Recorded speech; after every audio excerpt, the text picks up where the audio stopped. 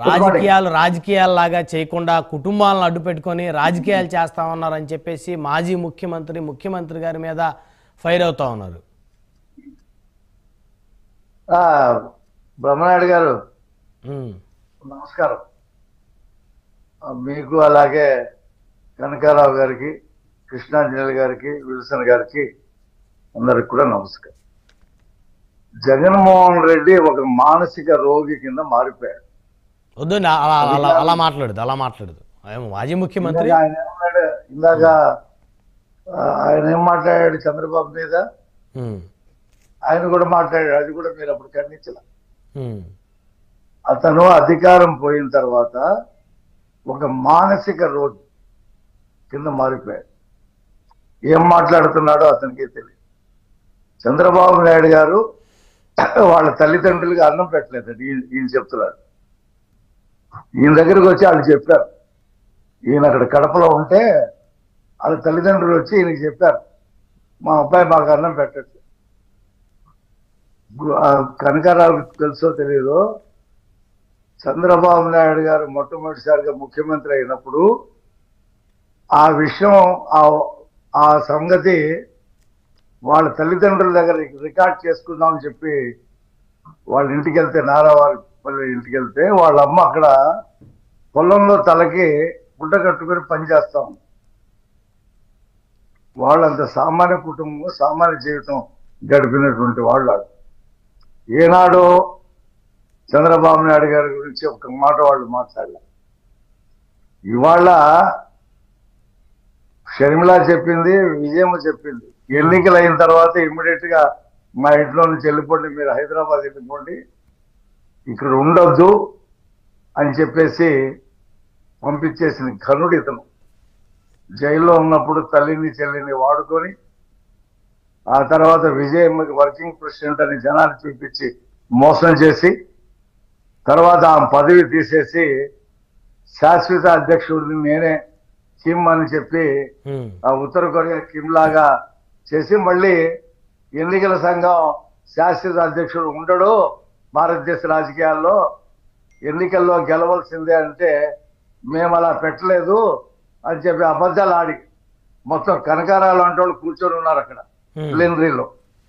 ఆ విజయసాయి రెడ్డి ఏదో 74, 75 ఏదో రాజ్యాంగ సవరణ చేశాం మా పార్టీ రాజ్యాంగంలో, జగన్మోహన్ రెడ్డిని శాశ్వత అధ్యక్షుడు చేశామంటే వీళ్ళందరూ తప్పట్లు కొట్టారు. ఆ రోజున ప్రకటించారు. మళ్ళీ ఎన్నికల సంఘానికి మళ్ళీ తప్పుడు అబద్ధపు లెటర్ రాశారు, మేము అలా ఎన్నుకోలేదు, ఆయన 5 సంవత్సరాలకే ఎన్నుకున్నాం. అప్పుడు కనకారావు కూడా ముందు వరుసలో కూర్చొని తప్పట్లు కొట్టాడు. పచ్చి అబద్ధాలతో పుట్టి పెరిగినప్పుడు జగన్మోహన్ రెడ్డి. తల్లి నిన్న ఆ చెల్లి కడప వెళ్ళి ఎస్పీని కలిసింది. ఎవరైతే వర్రా రవీంద్ర రెడ్డి చేసినటువంటి ఆ సజ్జల భార్గవ్ రెడ్డి, ఆ అవినాష్ రెడ్డి చేయించినటువంటి పోస్టుల మీద వాళ్ళు అరెస్ట్ చేయమని చెప్పి అడుగుతా ఉంది. ఈ పెద్ద మనిషి చెప్తాడు, వర్రా రవీంద్ర రెడ్డి పేరు మీద ఫేక్ ఐడి క్రియేట్ చేసి పెట్టారట. ఈయనేగా అప్పుడు ముఖ్యమంత్రిగా ఉంది. ఫేక్ ఐడి అయితే నువ్వు ఊరుకుంటావా? అంటే నీ తల్లి మీద పెట్టినా, నీ చెల్లి మీద పెట్టినా నీకు సంతోషమే, ఎవరు పెట్టినా ఆ రోజు ముసి నవ్వుకున్నావు, ఇవాళ మాట్లాడుతూ ఉన్నావు. ఈ అబద్ధాలు ఎన్నాళ్ళు చెప్తావయ్యా? చెప్పి 11 సీట్లకి పరిమితం చేశారు జనం. మాట్లాడితే సూపర్ 6 అంటాడు. నువ్వు నవరత్నాలు గెలవడంతో ఇచ్చావా? నువ్వు ఇచ్చిన నవరత్నాలు 7 నెలలకు ఒకటి ఇచ్చావు, 9 నెలలకు ఒకటి ఇచ్చావు, సంవత్సరానికి ఒకటి ఇచ్చావు. నువ్వు 9 నవరత్నాల్లో కొన్ని అసలు అమలే జరపలేదు. నీకు మాట్లాడే నైతిక హక్కు నీకు ఉందా? ఇవాళ నువ్వు చేసిన అప్పులు, నువ్వు కలెక్టర్ ఆఫీసులు తాకట్టు పెట్టి, పార్కులు తాకట్టు పెట్టి, తహసీల్దార్ ఆఫీసులు తాకట్టు పెట్టి, విజయవాడలో గెస్ట్ హౌస్ తాకట్టు పెట్టి తెచ్చిన అప్పులు తెలియట్లా, ఎతుకుతున్నాం. మొన్న 9 లక్షలు వచ్చింది, ఇప్పుడు 10 లక్షలు వచ్చింది. అదే ఇప్పుడు మీరు కాదు రఫీ గారు దుష్ప్రచారం చేశారు, నేను 14 లక్షల కోట్లు అప్పులు చేశానని చెప్పేసి, నాకన్నా ఎక్కువ బాబు గారి అప్పులు చేశారు అనేది జగన్ గారి వర్షం. అదే ఒకసారి చూపించాం మేము శ్వేతపత్రం చెప్పేటప్పటికి 9 లక్షలే ఉన్నాయి. ఓకే. తర్వాత ఎదిగితే 10 లక్షలు అయినాయి. ఇంకో 4 నెలలు ఆగితే ఇంకో 2 లక్షలు వస్తాయి. పైకి మాత్రం ఓవర్లో చెబుతా ఉన్నారు. పైకి మాత్రం ఓవర్లో చెబుతా ఉన్నారు. మీరు బడ్జెట్ లో పెట్టిన దాన్ని కాకు కూడా ఆమోదించింది కదా, ఎందుకు పశ్చాత్తాపాలు ఆడతారు? నిన్న పేజీలతో సహా చెప్పాడు కదా జగన్మోహన్ రెడ్డి గారు, పేజీ నెంబర్ తో సహా మీ ప్రభుత్వం అప్పుడు మా ప్రభుత్వం అప్పుడు అదే విధంగా మొత్తం బయట తెచ్చినప్పుడు మొత్తం లెక్కలతో సహా పెట్టారు. అసెంబ్లీలో పంచారు కదా బడ్జెట్ మాట్లాడుకో నేను పోతా. వదిలేండి, వన్ బై వన్ కనకారావు గారు ఒక్క నిమిషం, అందరూ మాట్లాడాలి. మాట్లాడేటప్పుడు వదిలేండి, వన్ బై వన్. అంటే అసెంబ్లీలో ఎందుకు చెప్పలేదు, ఎందుకు పెట్టలేదు అనేది వారు అడుగుతున్నారు. అతని టర్న్ నేను ఇందాక 10 సార్లు అడ్డుదగలు. వదిలేండి, కంటిన్యూ చేయండి. ఎందుకు అడ్డుదగల్లా? నాకు విఘ్నత ఉంది, నాకు కామన్ సెన్స్ ఉంది. ఓకే, ఆ కామన్ సెన్స్ పాటించమనండి. ఓకే, కంటిన్యూ చేయండి. వచ్చినప్పుడు మాట్లాడారు.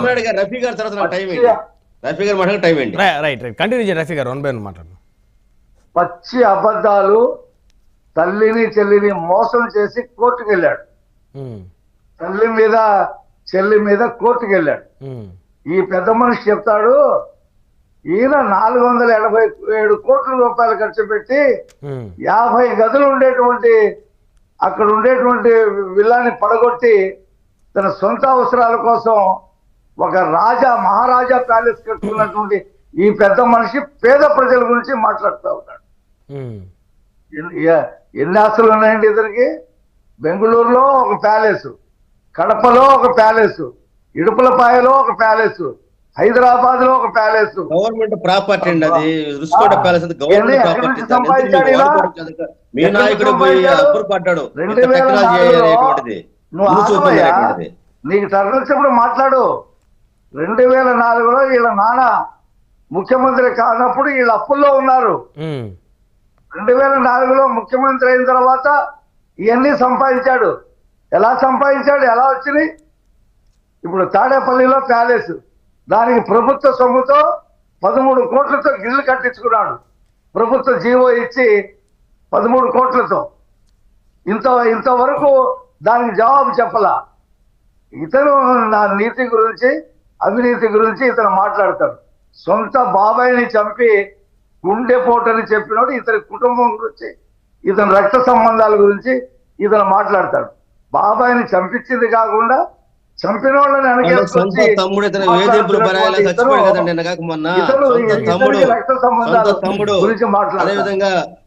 జూనియర్ ఎన్టీఆర్ ఎంతమంది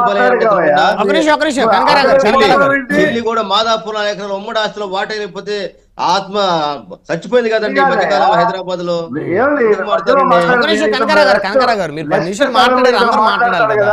ప్రతి మాటకి అడ్డుపడతా నేను. వద్దులేండి, ప్రతి మాటకి అడ్డుపడతా ఇతను నెక్స్ట్ మాట్లాడేటప్పుడు. కాబట్టి కొంచెం కాస్త ఓపిక పట్టమనండి. అధికారం పోయిందని చెప్పి గంగవెర్రెత్తి ఒక మానసిక రోగి మాట్లాడాడు.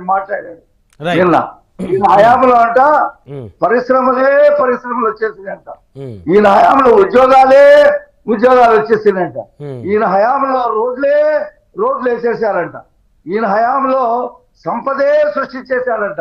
ఈయన హయాంలో జనం 61% జనం ఛీ అని అధికారం నుంచి దించేస్తే కూడా సిగ్గు ఎగ్గు లేకుండా అసెంబ్లీకి వెళ్లకుండా ఇంట్లో కూర్చొని, అది కూడా ఏంటి సెలెక్టివ్ మీడియాలన్నింటినీ పిలవడు.